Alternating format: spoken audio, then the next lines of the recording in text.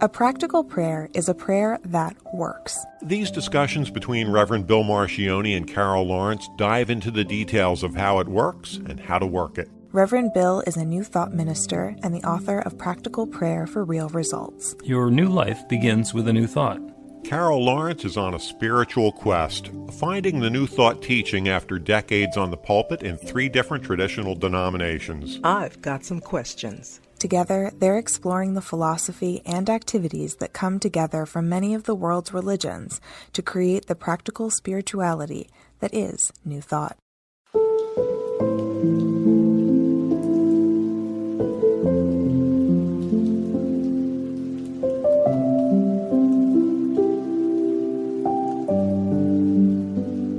Welcome to the Practical Prayer Podcast. I'm Carol Lawrence here with Reverend Dr. Bill Marcioni. And so today we're going to talk about truth. What is truth? That's what you wanted to talk about today. And I love it when you have such a light topic. Okay. We'll see how light it is. You know, it's light for you, but no, it's not light for anybody. That seems like a big thing. But I want to make sure we make the distinction between capital T, small t, or if there is, in fact, even a capital T. There is a capital T truth. It is not subject to opinion. And it's one of those things that when we get to it, everybody agrees. So there's not a lot of stuff that actually comes in as capital T truth because there are so many things that are true for me. Things that I have seen or experienced or done or come to understand that I describe in a particular way. And that's the truth to me. But I still need to acknowledge that there might be people looking at it from a different perspective who don't see it the same way. So their truth is going to be different. And if I arrogantly say, well, mine is the capital T truth and you don't know what you're talking about, then we get to have a little religious war. I'm not up for that. Okay. So what's the capital T truth? As far as I'm concerned, there's only God. Mm-hmm. There is only one divine power and presence that shares itself as all of its creation. The one, whether we call it the Big Bang or the God that's described in Genesis or elsewhere in the Bible, in the beginning, there was darkness and void and God. And God said, let there be all this stuff, and that stuff came into being. Well, the only thing that existed before that was what we describe as God, or the singularity we describe as the Big Bang. So everything that exists is that one expressed in its own way.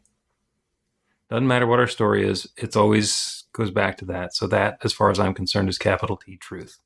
Well, you know that gets interpreted a whole lot of different ways down the line. Coming from the traditional churches we were speaking of earlier, there's a capital T truth. I'm not sure that it is a one thing necessarily, as much as an interpretation that inserts itself in every situation to keep things in a certain way, a certain understanding. For example, with behavior is a big deal in the traditional church. So in order that people behave in a certain way or that keep that behavior consistent, then there is maybe a set of rules and it's called, this is the truth. The truth of it is, and it's like God. Okay, God said this, God would not like this, God would not like that. And that's where it started falling off for me, Yeah. Well, who's deciding what God wants? Who's going to be the middleman, the interpreter, the sales manager who's, advocating for God? Well, God is an expression of love sharing itself as love through all of creation, except for you, if you don't do what I tell you. Exactly. What's up with that? Yeah, and I fell into the except for a couple of times, right? And, a couple of times when you're a teenager, like you fall into the except, well, everybody, who cares, right? You do crap wrong, everybody expects that. Mm-hmm. Maybe even your early 20s, okay? But then sometimes I fell into the big bad trap of divorce and became a leper. And, that's a whole long story of mine. But you used up a whole denomination by doing that. Oh, you kidding me? Life is over. You had to leave. That life is over, You stay here, you're going to... Anyway, I don't want to go down that bad story because that's a story for another time, which, is a good one for people. But actually, wait a second. Let me just jump into that and hold the thought or make a note for what you're going to say. Because that particular church that you were involved in, that organization that says the truth, which they wanted to be a capital T, is that you are unfit and you are unworthy and you are no good because you've gotten divorced. But you've gone and found other places where you're actually still okay. So maybe that was the lowercase t truth for them, but it's not the big T truth because it doesn't apply. It's not true elsewhere. That means that it's just a local truth. The rub for me with that is absolutely, you're right. But people, that's their world, and it's just, but they don't see it as this is my world. This is how I think here. It's like, this is the whole world. So when you spread your truth as though it is the truth everywhere, people get hurt and all of that business. We know how that works. And that is not the way it is, and that's gets to be the small truth, where that's where I start sliding into the idea of the small truth. What you told me, what I was feeling in that situation at that church was not the same everywhere. So therefore, it could not be a capital T truth. Right. But unless I had the audacity to question it and say, I ain't sure, like a lot of people don't. Okay. They stay there and then life gets sucked out of them. Now I'd like to think I'm fairly logical. I have a logical approach to a lot of things. And I know how old I was at the time. I was in my early 20s. And I'm thinking, okay, if I am now worthless, useless, damaged, and a lot of other things that were laid on me, and I live an average life, I'm going to live like this? I don't think so. I don't think so. So I'm out. I take my chances with the God I know. But, or even the God I figured, right? I didn't know, but the God that I knew didn't speak like that. But I always remember this. This is important for me. Everybody can't make that leap. Everybody can, but everybody doesn't have to, so not everybody does. We are either pulled by passion or pushed by pain into our spiritual growth.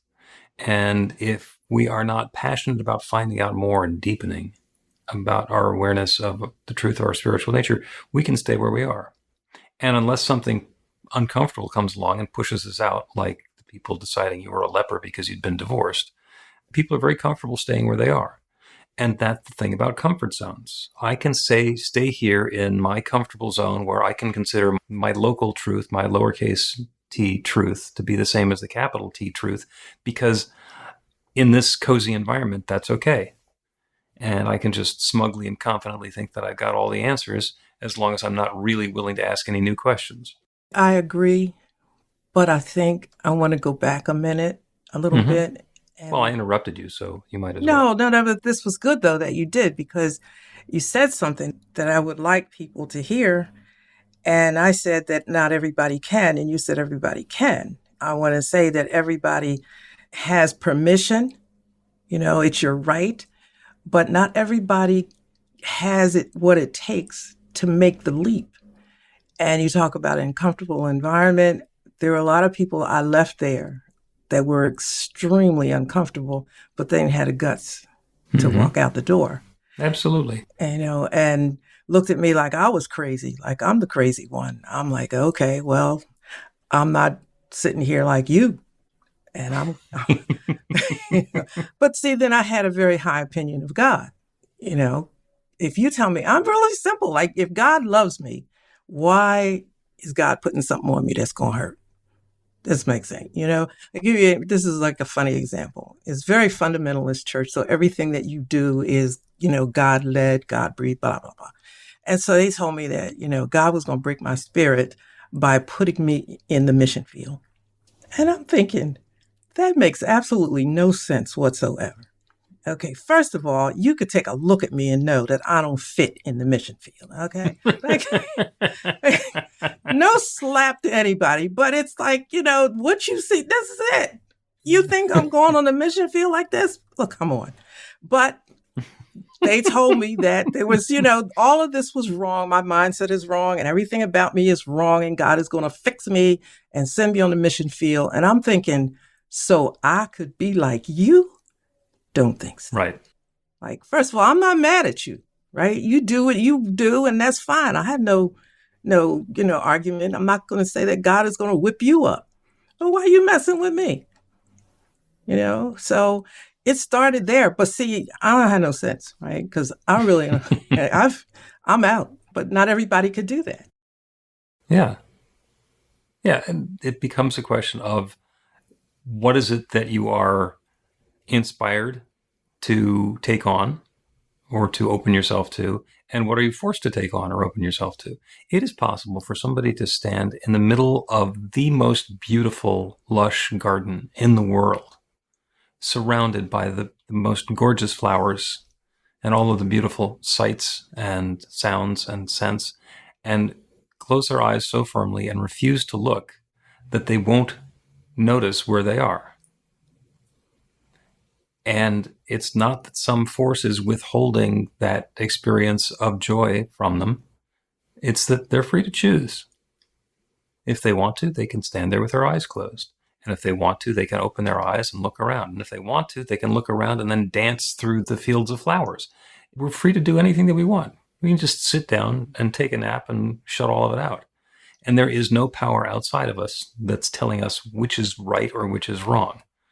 Now, I can look at somebody sitting there refusing to look at the flowers and say, well, that certainly seems like a waste, an opportunity that's lost. But I also freely admit that that's my judgment and my observation of the situation. That's what I'm bringing from my perspective, because I have an understanding. My empathy says, if this person would open themselves up to the beauty and the grandeur and the glory that's going on around them, there's so much more available. And isn't it sad that they don't want to? But that's absolutely my stuff. Yeah, because, I feel like today my whole thing is pulling you back a little bit. I think that's why we make a good team, because you said they don't want to. And some people don't feel like they're allowed to. We can't skip over that little part. Maybe that's just the me, but I understand how people feel like they don't have the right to make a choice.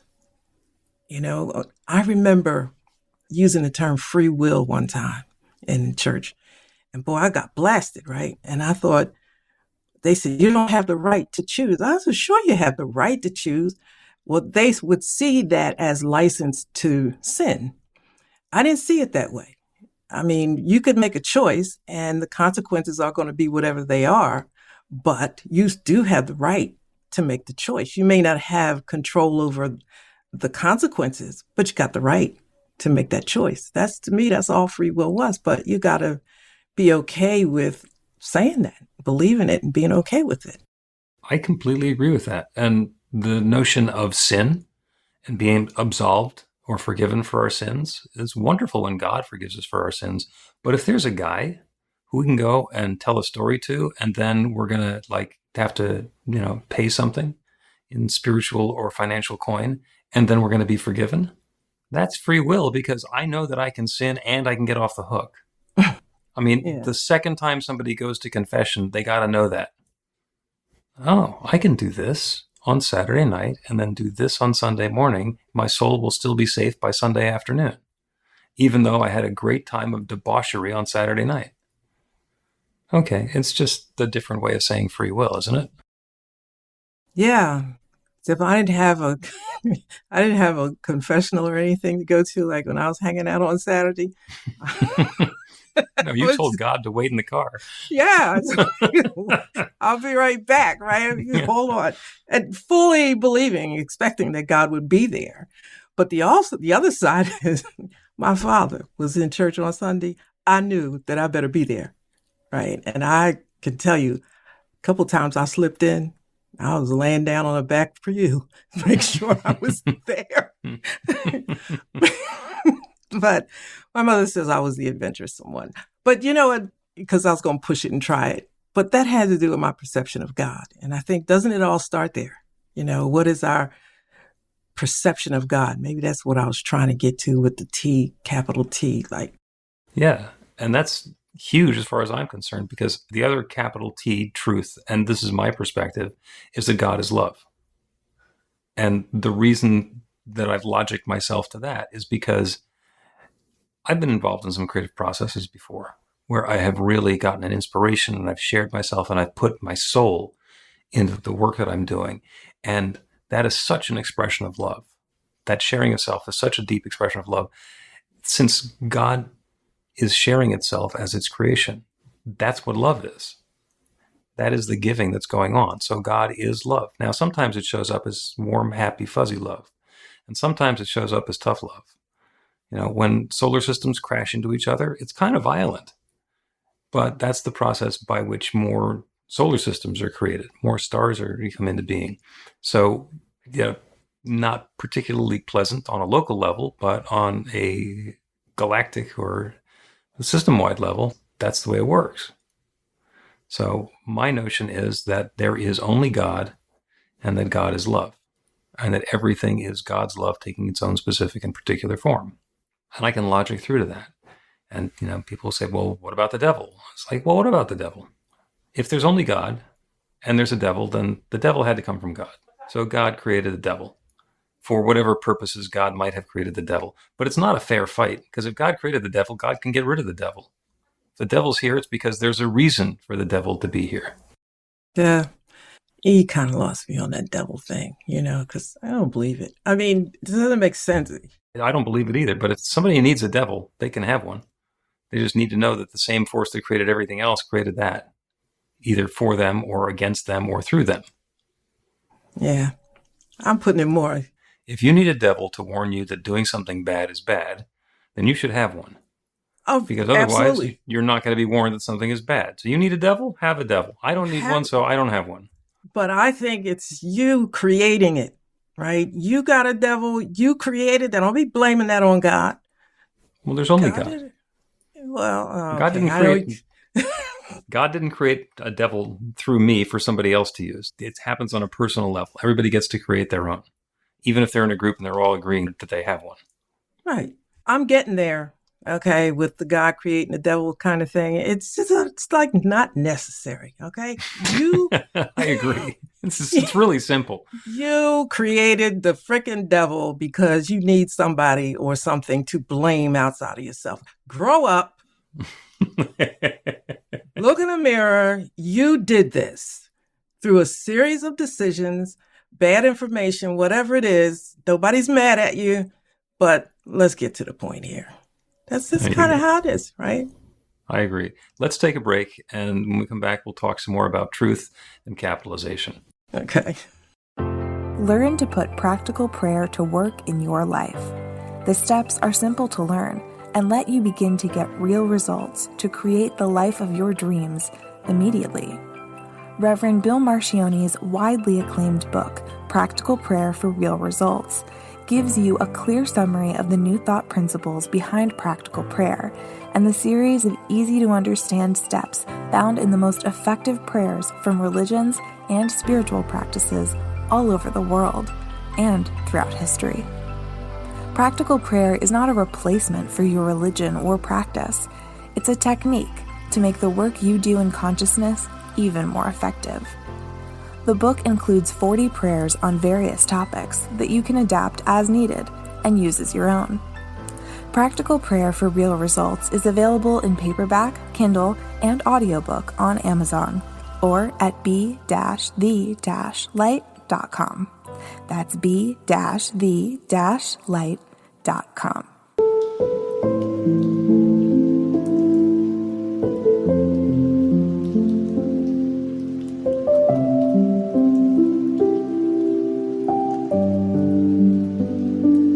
Welcome back to the Practical Prayer Podcast. I'm Carol Lawrence here with Reverend Dr. Bill Marcione. We were talking about truth. Did I take us off course? Oh, I'm not sure if there's any such thing as a course with the two of us. I did want to give mention to the fact people have asked how they can support the podcast. And there's a donate link that's in the podcast description. And there's another one at bethelight.com, b-the-light.com. As far as off course, we can go looping around in various circles and still get to a destination because we're not on a linear trip. We're not setting out from point A with the idea of getting to point B. It's all about the journey. It's all about every step along the way, the next step, the next step, the next step. And that gets into guidance. If I am quiet and I ask the divine to tell me which direction my next step should be, I head in that direction. And that's love unfolding. That's good being available to me. And if I'm looking over my shoulder to see the path that I've been on and all the loops and circles and whatever it is that brought me to that step, and then realize, oh man, I'm taking a hard left turn here. I was on the wrong path before. Then we've missed the point. No, it was a perfect path every step up until the point that we made the sharp turn, and then it still is the perfect path. Okay. That's interesting because I was having a similar conversation this week about everything happened as it was supposed to.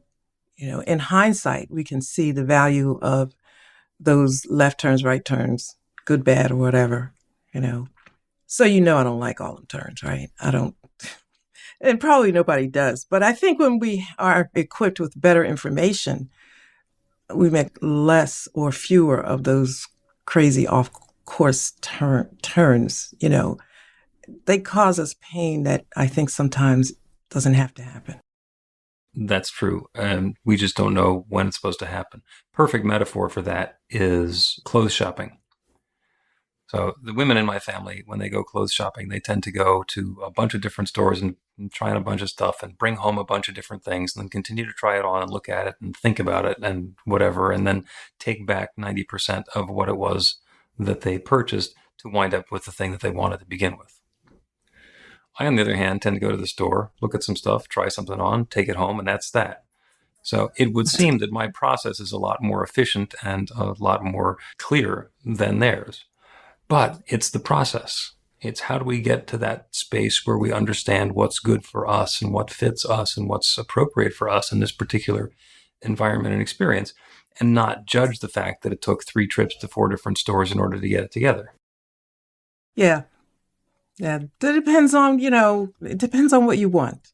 And I'm not trying to do like this to anybody who, anything that anybody wants. But, I think of one podcast, we were talking about how much of our lives we sleep, right? It's like 1/3 of your life.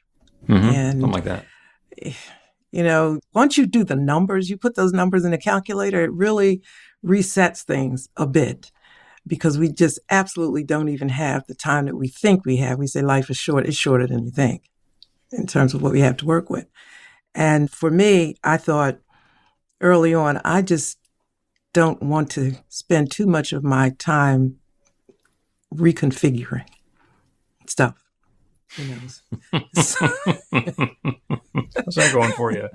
Yeah, well, it's going well because it makes me think about things. Now, don't get me wrong. Don't think that I don't make mistakes. I make a heck of a lot of mistakes, but I try to think about it ahead of time. I'll at least go through the questioning process. Still sometimes make a big mistake, but at least the zigzags, I can't be doing too many of them zigzags. Maybe because I'm not 30. I think that way. From what I can tell, you've been a pastor in 3 different denominations after you got thrown out of the first one. Did I get that right? Well, I got thrown out a lot of stuff. Yeah, okay. That's fair. Okay, so I got to figure there's been some zigging and there's been some zagging, and it's okay. I think I'm on career number 9, not job number 9. I'm on career number 9, having started out as an engineer and a zany radio personality. But then there's not a clear path to get from there to where I am now. But I would not be in the position that I am now with the insights and the understandings and the perspective that I have now if it hadn't been for all that stuff. Agreed. I do agree with that. And I was thinking about what you said, and the thing that I regret, and maybe this is why I'm so sensitive about this, right? With good information, you can make better decisions. I operated in a small world. Small world, didn't know it was small. And so move from one place to the other in the same world, you get the same crap. Mm-hmm. And that's not fair. That's not fair. Oh, no. Well, no, but listen, I asked you one time, what you were doing, and you talk about spreading new thought throughout the world. That's handing fairness to the world. That's saying, listen, you don't need to be stuck in this one little spot here. Here's another option. I didn't know I had other options. I just thought it was me being crazy and rebellious and all of that, when it's not.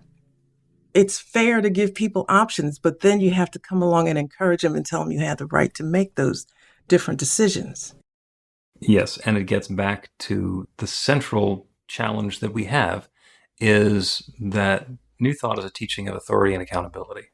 I can create any experience of life that I choose. Anything that I am seeking, I am free to experience and dive into. and I am accountable for all of the things that I'm creating.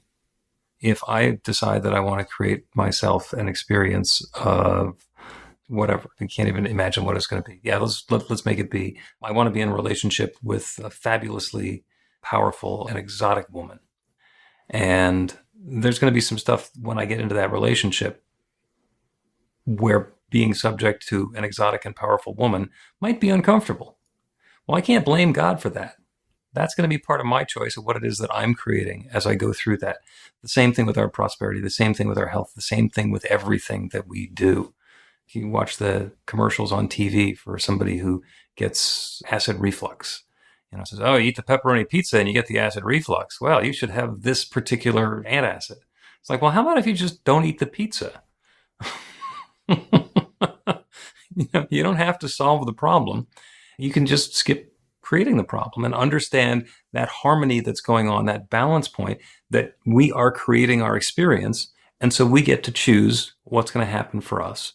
And if we insist that I want to do this thing, but to get a different result, that's where we wind up getting into all of the difficulty. And we're trying to blame a force outside of ourselves. Oh, well, it's the pizza that's making me sick. No, it's the fact that you're eating the pizza that's making you sick. Put it down. And you don't have to eat it. There are other things that you could eat. Yep. They might not be as much fun for a moment. And you know what? It's like, Wayne put something up that triggered a thought when he said, I am enough. Before you get going, there's certain mindsets that are helpful to have that we don't all have. I'm enough. Okay. So suppose you start off in a place where you're not enough and you're reaching out for everybody else's opinion and attitude and affirmations from everything outside of yourself.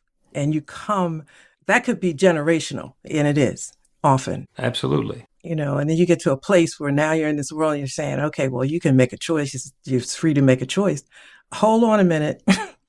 Yeah, it seems really daunting to be able to make a choice if the assumption is that I'm not enough. Yeah. If the assumption is that I am not equipped to handle the challenge that I'm up against, then the infinite creative power that creates everything, that has created me, that has created this next new experience, creates an experience of me not having it together and not having enough and not being able to accomplish. But that is not the power. That is my use of the power because I believe that I'm not enough.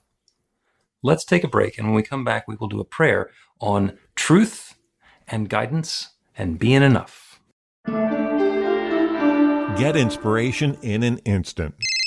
God calls are the gentle and uplifting moment of truth to help you remember that the bright light of God's love is shining right now as you. It's your God Call with Reverend Bill. Start your 2-week free trial today, and you'll get a phone call 4 times a week from Reverend Bill with an uplifting half-minute message filled with insight, wisdom, story, and fun. Let your light shine. You can answer the call to listen to it live or let it go to voicemail so you can hear it later. After the free trial, your subscription is just $5.95 a month. The details are at godcall.org. God calls are disruptive, intentionally. Whenever you write something, put on a gold star. They take you away from your routine to remind you about the truth of who you really are. They come at random times between 8:15 a.m. and 6 p.m., so you won't be expecting them. And somehow, the message is exactly what you need to hear at the time. Magic is loose in the world. It's a moment of motivation in the middle of your day. Find out more and start your 2-week free trial now.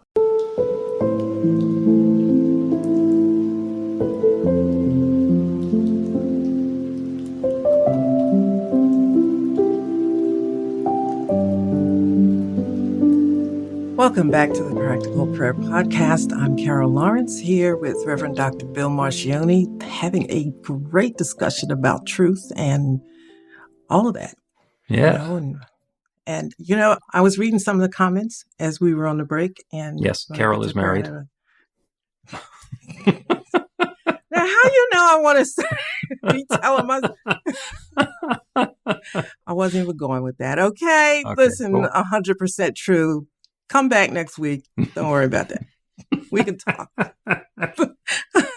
Wayne said that we have the right to choose our attitude, and he quoted Viktor Frankl. And I think that that's very true. We just have to know that we have, and then have the courage and the strength and all of that business to know that we do and make the step to do it. That's my part of stuff. I want to help you know that you can, encourage you know that you can. We can use practical prayer to help us on that trip to understanding that we, in fact, are enough, and to accept the guidance towards what is true for us and to a closer awareness or deeper awareness of what is capital T true, which means that it's true everywhere. So let's take that into prayer today. Let us open ourselves up to that capital T truth. Let us close our eyes, as long as we're not driving a car or doing something dangerous. Turn away from the circumstances and the situations in the world around us. There are objects, there are circumstances, there is evidence that there might be evil in the world. There might be bad things that could happen to us. There might be challenges that are overwhelming, that we may not be adequate to the situation. That's all out there in the world. It's stuff that we have been aware of from time to time. And with our eyes closed, we can turn to the truth that lies within, that divine power and presence, that one love that is everything, that is everyone, that is everywhere. In the beginning, there was darkness and void and God. God was all there was. God still is all there is. And God said, let there be light, and shared itself to create the light. And God said, let there be, and shared itself to create the other things that came into being. And that unfoldment, that revealing of all of the life, of all of the energy, of all of the matter and substance, of everything that exists in this manifest universe, is God sharing itself as its creation. So when I say there's only love, it's not something aspirational, something that I hope is true. It is something that, based on the creation story, and whatever creation story we're using, it's all the same. The Big Bang is that sharing of the singularity, expanding and unfolding and recombining and evolving into the present day form that the universe is taking. And that includes me and everyone who is listening to this prayer. Everything is that divine substance, that one creative source, shared on our own particular way. The particles that make us up are unique to us, and yet they are all the same. So knowing that there is only love, I know that everything that exists everywhere can exist anywhere. Everything that's available anywhere can be available everywhere. And that means to me and to each of us. Any notion that I am not enough, any notion that any of us is not enough, is simply untrue. We are divine expressions of that infinite creative power, taking our own particular form. So we are fully equipped with everything required for this next moment. We are beyond enough. We are completely sufficient to the moment. We are bright lights of God's love, each of us individually and all of us together, shining and expressing and revealing that divine goodness in our own particular way. And that one infinite mind that knows everything is the mind with which each of us thinks. So each of us has available that guidance, that wisdom, that insight, that awareness, that understanding of the next perfect steps for us to take. That awareness is available. And so I claim it. I claim that guidance for each of us. I claim the courage and the willingness to step forward on a bold new path, to bring something new and wonderful into our lives. I claim the partnership with the infinite, to allow us to choose the experience that we are seeking, and to allow that infinite creative power that creates everything to create it. We are enough. We are divine and perfect expressions of the One. And that good that exists everywhere is unfolding for each of us, and it's happening right now. It's happening right now. And I'm grateful for it. I'm grateful for the good that's unfolding. I'm grateful for the willingness of each one to take part in this creative process. And I'm grateful to be able to speak this word of intention and release it into that creative law, the one that has created everything, and to know without any question, doubt, or hesitation whatsoever that it is creating this now. And so I let it be. And so it is. So it is.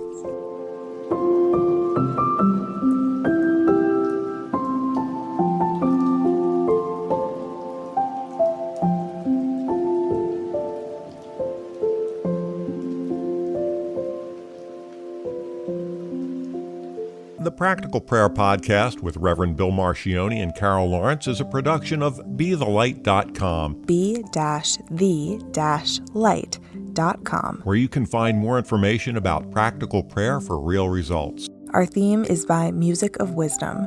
You can learn about the spiritual community of New Thought Philadelphia with daily guided meditations, Weekly celebrations of spirit, and Reverend Bill's classes in practical spirituality at newthoughtphilly.org.